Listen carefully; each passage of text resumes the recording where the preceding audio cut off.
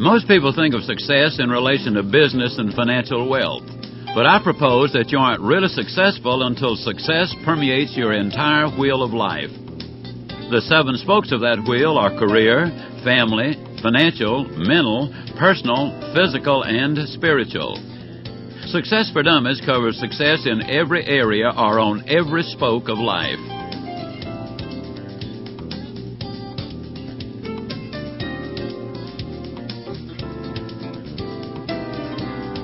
But what is success? Success is many things to many people. Here are a few signs of success.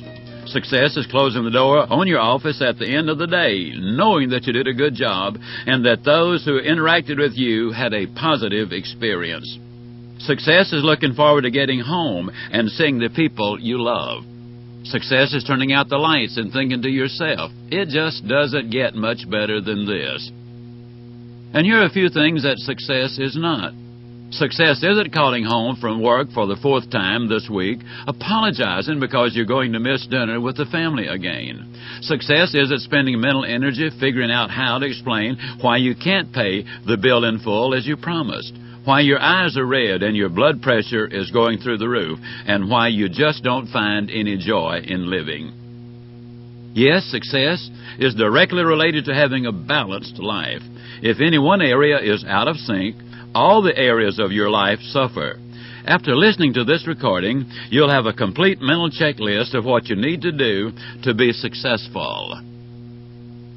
Part 1, All About Success, delivers a success formula that you can apply to your life right now with astonishing results. Part 2, Getting Motivated, gives you a comprehensive understanding of not only what motivation is, but also how to get it, and how to get it back time and time again. Part 3, Putting Together a Strategic Plan, helps you to evaluate what you want out of life and shows you how to develop a plan for the goals you want to achieve.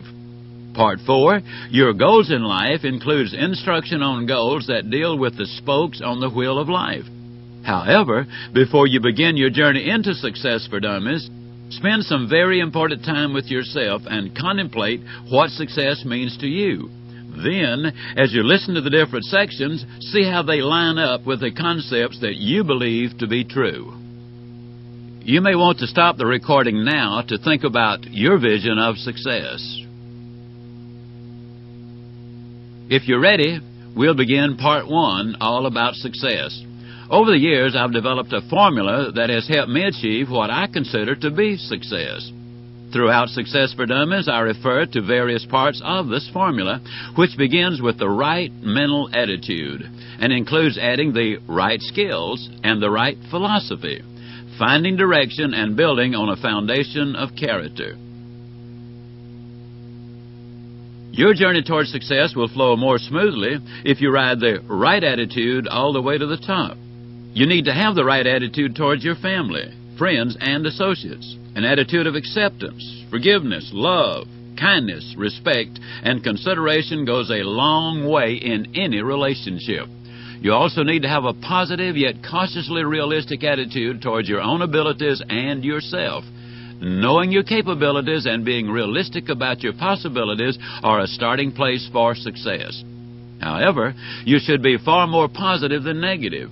You can undermine your success by setting your sights too low. Your attitude is enormously important. It enables you to accomplish amazing things.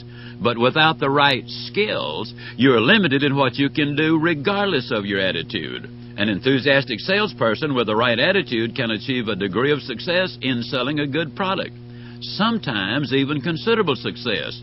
But this individual can't realize his or her full potential without being thoroughly trained in the product and understanding something about the people with whom he or she is dealing. Without the skills to go with the right attitude, your success ceiling is predetermined, and it isn't especially high. Remember, motivation always precedes education. The person with the right attitude and the right skills can become more successful than ever before because competition by qualified people for good-paying, skilled jobs continue to decline. The third part of the success formula is to have the golden rule philosophy. I state it like this: you have everything in life you want if you will just help enough other people get what they want. I hasten to add that this philosophy isn't a feel-good theory. It is a highly practical approach to your overall success. Life is not a series of isolated chambers. Directly and indirectly, all aspects of life, personal, business, and so on, are interwoven. Your physical, mental, and spiritual lives are connected, and all these areas impact the financial aspects of your life.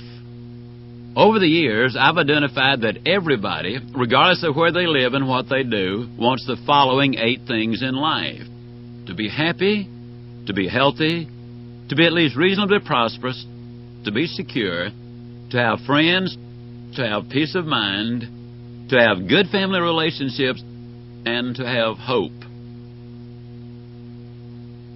You can have the right attitude, the right skills, and the golden rule philosophy, but if you don't have a game plan for life, you will ultimately become a wandering generality. You must have a planned direction if you're going to utilize your attitude, ability, training, and philosophy to the fullest. No one attempts to build even a doghouse without a plan. Yet most people never learn how to develop a plan of action for their lives and spend years in occupations or professions that they chose at someone else's suggestion or because it was easy or available. Success for Dummies is designed to inspire you to make the plans necessary to get the things you really want in life. After you make your plans, little things that would have previously stumped you won't get in the way. Character is the 5th and final part of the success formula. Without it, the best attitude, the strongest skills, the most concrete philosophy, and the most worthwhile objectives mean nothing. People with integrity do the right thing. When you have integrity, you have nothing to fear because you have nothing to hide. In doing the right thing for the right reason, you experience no guilt and no fear. With those 2 albatrosses taken from around your neck, it's much easier to travel farther, faster, and higher. So here's the success formula as a whole. The right attitude, plus specific skills, plus the right philosophy and the right objectives, all built on a character base, enables you to have winning relationships with friends, family, associates, and members of the community at large. Why is Success for Dummies centered around relationships? Because if you ask 1,000 people what they want most in life, I can assure you that happiness would be near the top of everyone's list. Ask those same people what they think would make them happiest of all, and the overwhelming majority would say it's having wonderful relationships with the people they love. I challenge you to check your own record. You'll probably find that if you're getting along well with the most important people in your life, that is, the people you love, you are basically a happy person. On the other side of the ledger, if you're not getting along well with the people you love, it doesn't make any difference how many bucks you've got in the bank or whether you're the CEO of a Fortune 500 company. You still are not a happy person. Take a look at your own relationships and think about how you can make them better. The information in the next section can help you turn those so-so relationships into relationships that bring happiness to everyone involved. Optimism is the starting point for winning relationships. Most folks would rather be around a person who sees hope in the future than one who sees nothing but trouble ahead. I'm talking about the kind of optimist who sees a solution in every problem, whose undying conviction is that everything in nature is altered for the best and is adapted to produce the most good. With optimism as a foundation for winning relationships, look at some of the tudes of life. Concentrate on these tudes, and you'll build winning relationships everywhere. Gratitude. I mention this tude first because the more you express gratitude for what you have, the more you will have to express gratitude for. You'll never find a happy person who isn't a grateful person. Grateful people are fun to be around. Magnitude is the second tude. You need to magnify the important things and reduce the magnitude of problems that seem insurmountable. Don't make mountains out of molehills is a wise observation. It stabilizes relationships. Latitude is the final tude. Latitude is a way of saying that you have the freedom to do virtually anything within the bounds of human decency and law. Regardless of ancestry, the circumstances of your youth, and so on, you have the latitude to move from where you are to where you want to be. And when you grant that latitude to others, you cement your relationships. To build winning relationships, you need to understand the other person's perspective. You also need to think like the other person thinks so that you can speak in understandable terms. I love the story of the doctor's wife who called a plumber because she was having trouble with a toilet. The plumber asked her, "What's the problem?" She said, "The toilet can't swallow." That was the language they both understood. When you make yourself understood, you score points and build good relationships. The next example gives a different perspective at home or on the job. In either place, you need to treat people like cows. My dad died during the Great Depression when I was 5, so all of us kids did our part around the house. Our economic survival was built around 5 milk cows and a large garden. I was milking cows by the time I was 8 years old, and I can tell you from experience that cows don't give milk. You have to fight for every drop. I can also tell you that the way you treat the cow has a direct bearing on the quantity and the quality of the milk she produces. If you speak harshly to her and treat her badly, 2 things happen. She gives less milk, and the milk may not be usable, because when she's upset, the milk she produces is often bitter and useless. She also may retaliate and kick you, too. Speaking kindly to a cow and stroking her a time or 2 lets her know that you appreciate her efforts. My mother loved her cows and expected her children to love them and treat them well. As a result, we got maximum production from our cows. Here's the message. Treat people kindly, gently, and with respect and consideration. They'll respond favorably. On the other hand, if you're unkind and speak harshly, people are unable to perform at their best. Kindness and consideration have many rewards wherever you are and whatever you're doing. When someone says something nice to or about you, that lifts your spirits and makes you feel good.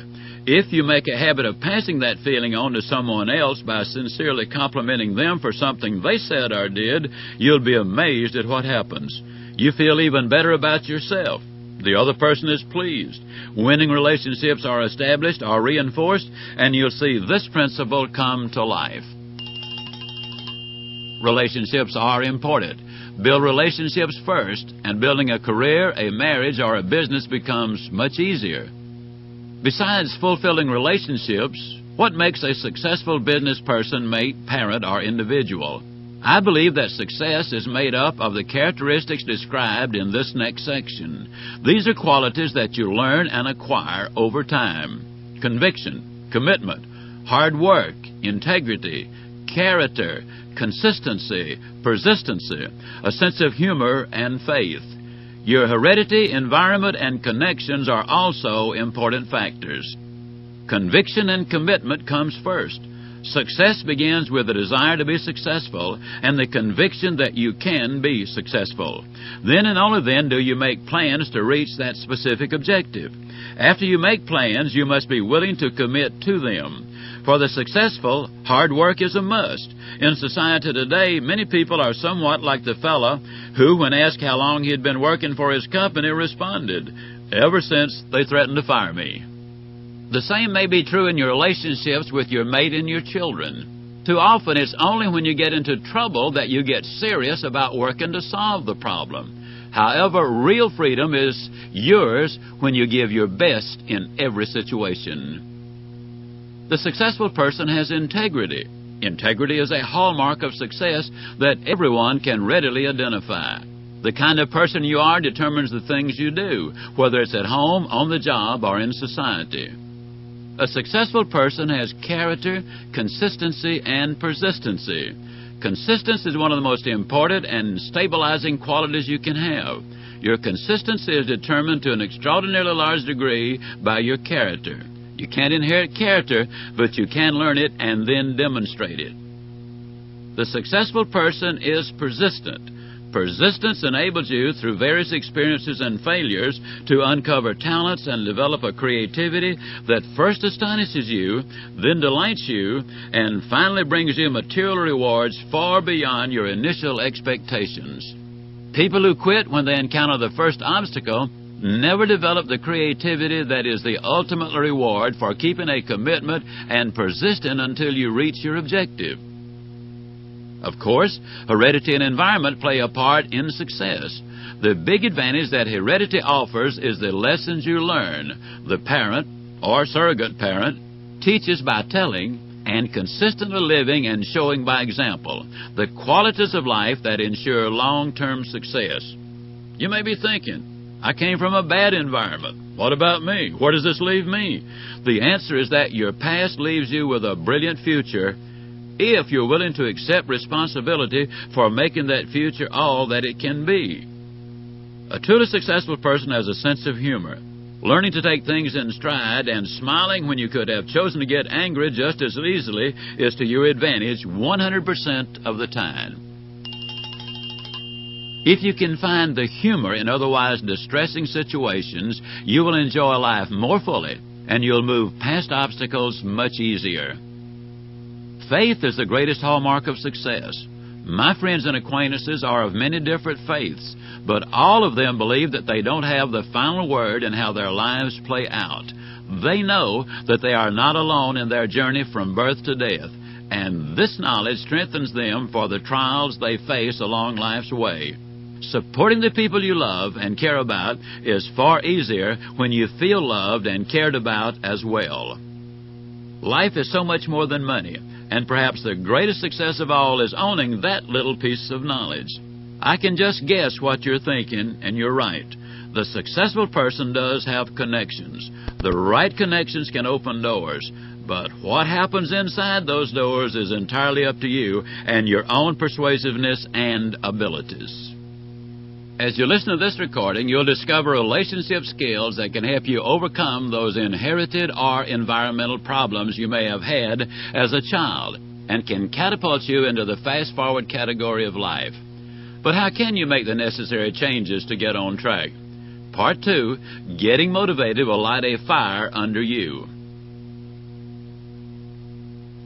Welcome to Part 2, Getting Motivated. Motivation is a powerful tool for success.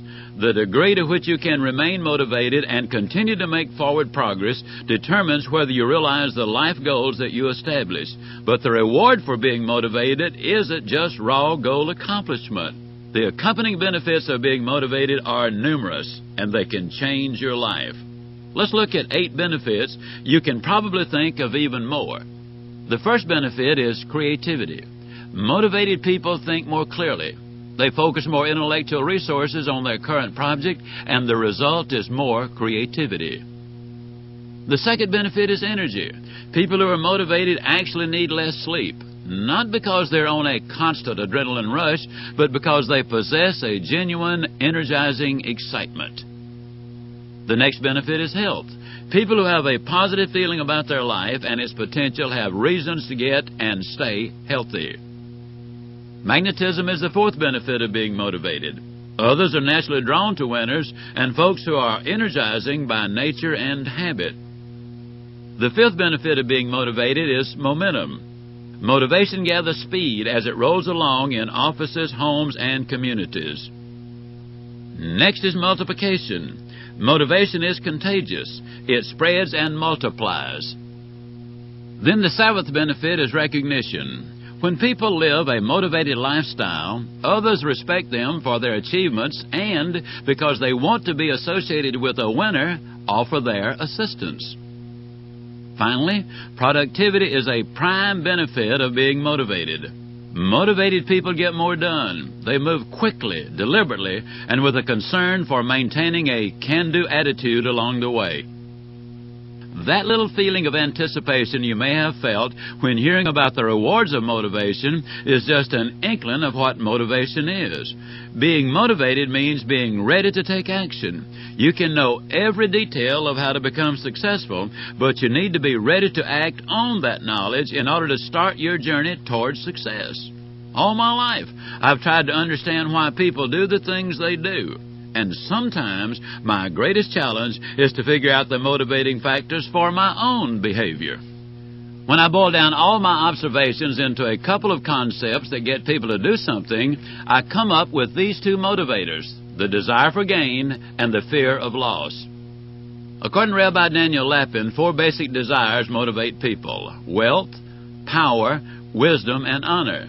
Unfortunately, in today's world, people often confuse honor with popularity and work to get the latter with disastrous long-term results. Taking the service approach and doing the right thing gives you a realistic chance of being recognized, rewarded, and honored for the right reasons. Fear of loss is the second motivator. You should have real fear in walking across a busy street without going to the corner. A fear of driving your car at excessive speeds under any conditions, but particularly where the visibility is poor or the streets are slippery, is legitimate. Legitimate fear, for realistic reasons, is not only natural, but also desirable. However, you must be able to distinguish healthy fears from the unhealthy ones. When you can do that, fear is a friend. Until you can do so, however, fear can be an enemy. Figure out what you should fear and approach the rest with confidence. The bottom line for motivation is reward.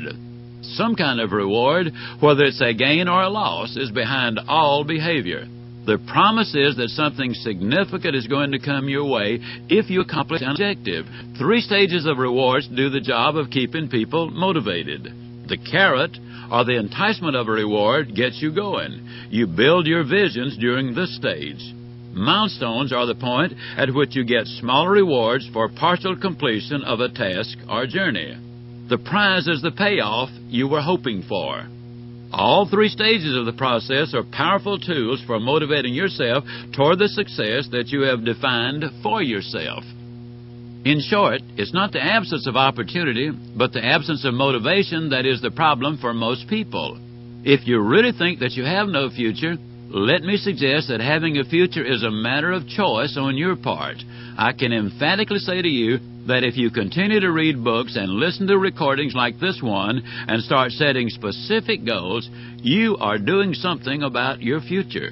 Your excitement or motivation grows, and from that point on, you can develop the action that dramatically enrich your future.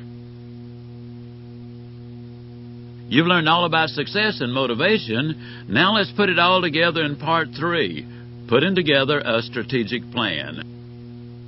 You are what you are and where you are because of countless choices that you've made during your lifetime. When you understand that every choice has an end result, you place yourself in a position to become successful in every area of your life. The goal of this section is to help you identify whether you're on or off course, based on the decisions and choices you've made, and to get you headed down the right path if you aren't already there. At this exact moment, you are where you are because of the choices you have made in your life. Many of those decisions were relatively easy for you. Most choices, what you eat, the clothes you wear, the route you take to work, which shoe you put on first, and so on, are made by habit. Even tradition can make you base your choices on habit. But being truly realistic about the choices you make means making conscious decisions. Success and leadership demand that you make tough, important, and even controversial decisions, often in advance, if you expect to reach your full potential. Great golfers, those who win on the PGA Tour, establish a routine that they follow religiously before every shot. This routine relaxes them and gives them confidence that they will hit the ball well. Similarly, following a procedure before making significant decisions, whether you make them individually or with counsel, gives you confidence that you will make good decisions. I go through this procedure and follow some basic rules every time I make a significant decision. If I'm really tired, I don't make significant decisions, except in emergencies. If someone is pressing me to decide something right now, unless an immediate decision is critical, I say, if I have to decide now, the answer is no. Once I've had a chance to catch my breath and review the facts, there's the possibility it could be yes. I like to determine the maximum benefit of a decision, assuming that everything goes my way. Then I ask, suppose nothing goes my way. Suppose this doesn't develop and materialize as I expect it to. What would I lose? For significant business-related decisions, and these must be really big, I run them past our board of directors. These people are successful in their businesses and professions and have a considerable amount of knowledge, experience, and wisdom, all of which are must in the decision-making process. If the decision is too minor to involve the board, but I still want input, I get my family together to look at the pros and cons. I also like to pray about my decisions. I ask God to help me see the truth of my motives and to lead me in the way I should go. If I'm about to make an unwise decision, I simply don't have peace about that decision, and I consequently act on that feeling of unease.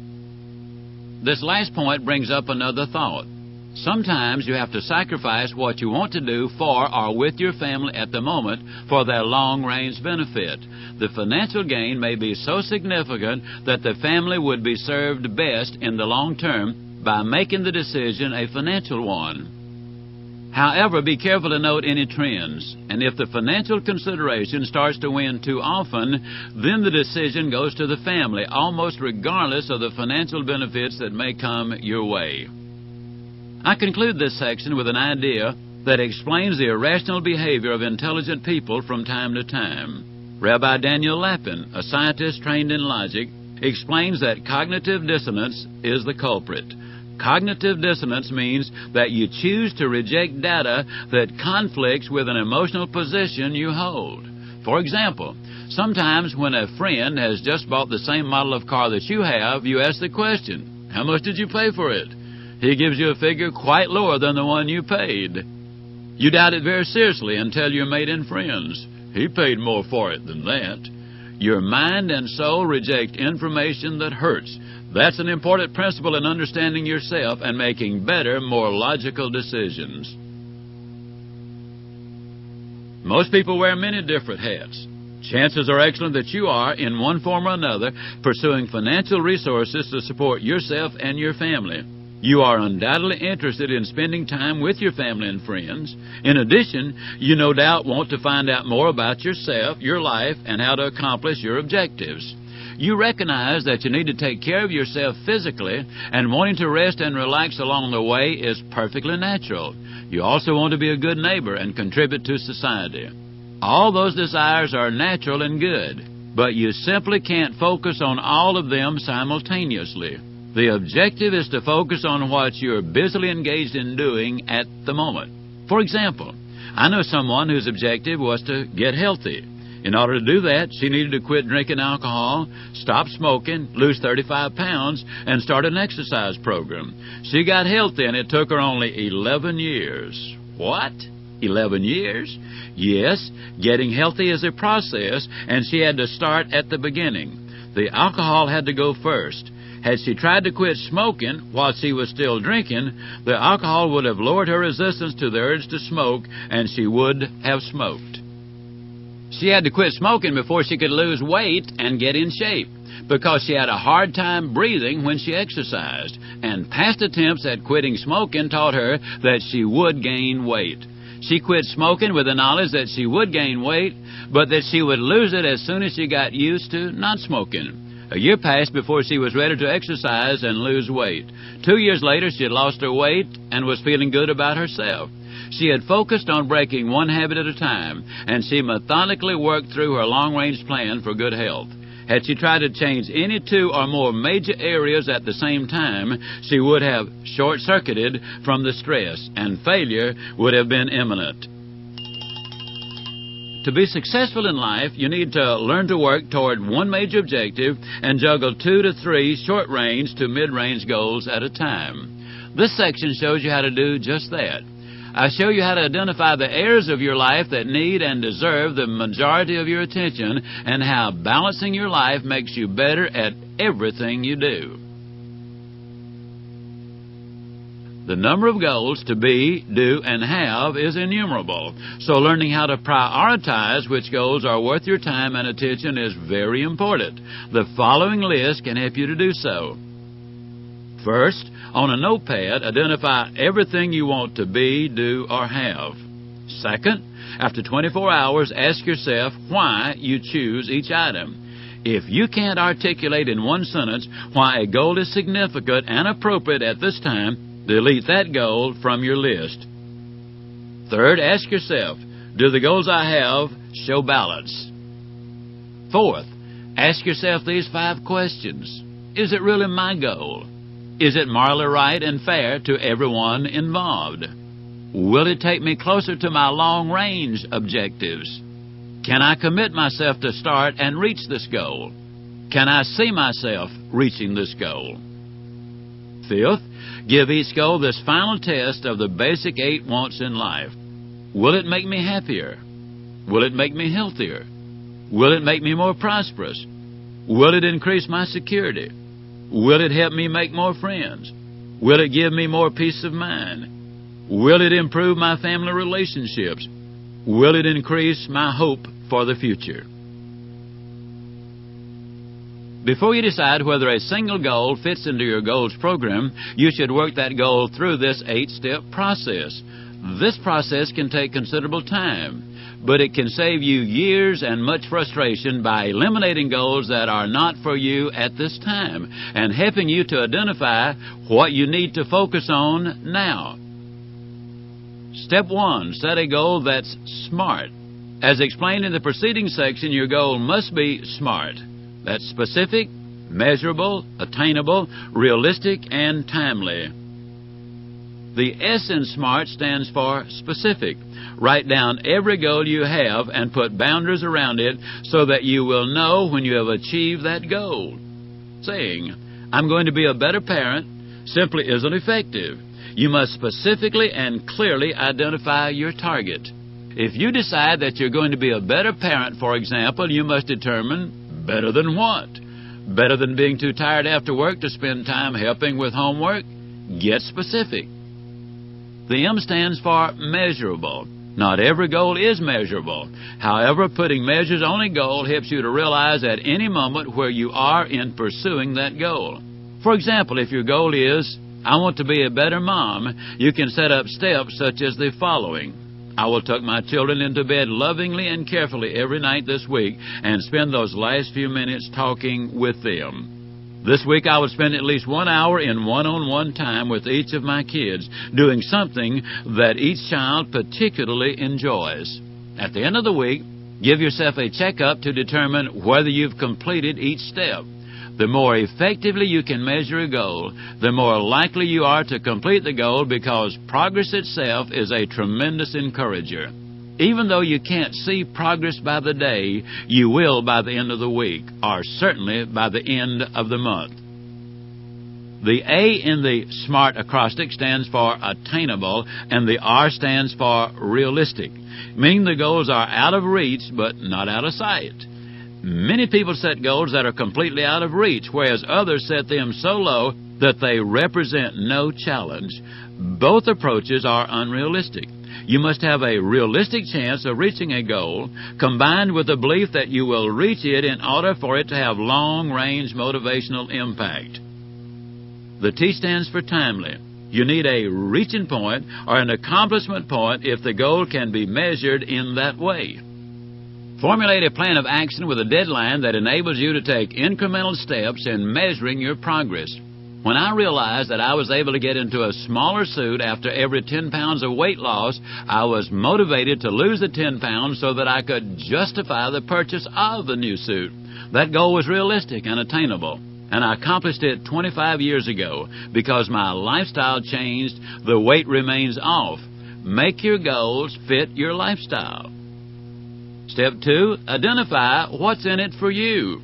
People often fail to reach their goals because they concentrate on the cost rather than the benefits.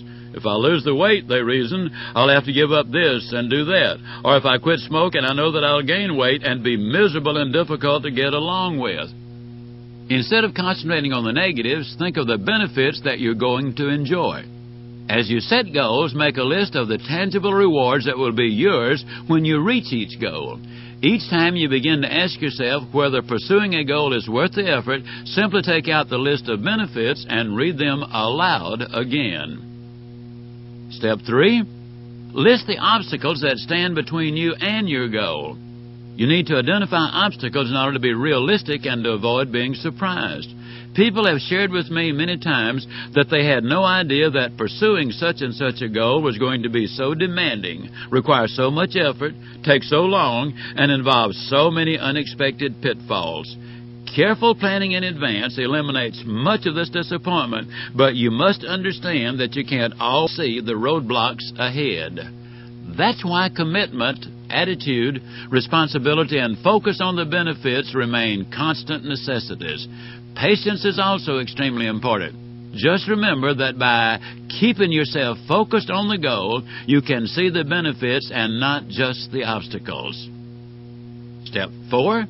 Seek counsel and guidance. You may need a counselor of some kind to carefully identify what skills are required to reach your goal. Seeking guidance also helps you along the way because you have a carefully prepared plan of action intact for dealing with obstacles. Step 5. Consider who can help you. Henry Ostra's barn floor was inundated with 29 inches of water because of a rising creek. This Bruno, Nebraska farmer recognized that he had a substantial problem, but he also believed that he could find a solution. His objective was to move his entire 17,000-pound barn to a new foundation 143 feet away. Herman's son Mike devised a latticework of steel tubing and nailed, bolted, and welded it on the inside and the outside of the barn. To this framework he attached hundreds of handles. Then Herman invited 344 volunteers to pick up his barn and move it to the new foundation. Actually, the process was reasonably simple. After just one practice lift, the volunteers slowly walked the barn up a slight incline to the new foundation.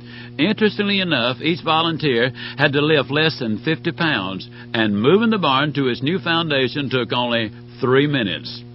2 great lessons come from this little story. A considerable amount of thought and preparation on the parts of Herman and his son Mike set the stage.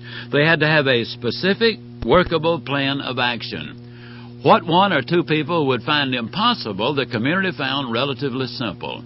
Teamwork goes a long way to solve many problems. The next time you encounter a difficult situation that you can't handle alone, think about these 2 principles and put them to work. Step 6. List the skills and knowledge required. I'm quite sure that Herman Ostre wrote out a list of things that would have to be done to move his barn. He probably included in that list the names of people who had the skills and knowledge to do each task.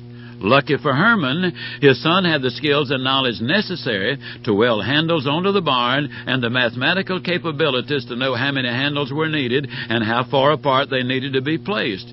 This step is necessary when you enlist others to help you achieve your goal.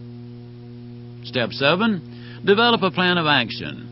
How are you going to incorporate all the preceding steps and bring them together so that you have a specific plan of action to overcome the obstacles, enjoy the benefits, develop the skills, and work with the people involved? The plan must be specific. You must have a commitment to reach that objective, and you must have a daily checklist so that you know what you're doing toward reaching that goal. You also need weekly and quarterly checklists to be certain that you're making progress on your mid-range and long-range goals and that you're not getting sidetracked along the way. Step 8. Set a deadline for achievement. A goal without a deadline is nothing more than a good intention. You must set a start time and a finish time for every goal that you set. Without a time frame, it is too easy to procrastinate, especially on the goals that are going to take months or even years to achieve. Plan your completion date, and when you arrive there with your goal accomplished, reward yourself. If finances are tight, consider an evening out, a family picnic, or a drive in the country. Just make sure that the reward is one that you thoroughly enjoy. Regardless of your budget, you can find ways to reward yourself. A lot of thought and effort goes into creating a workable goals program for yourself, but you will be rewarded in wonderful ways if you discipline yourself to follow your plan to achieve your goals.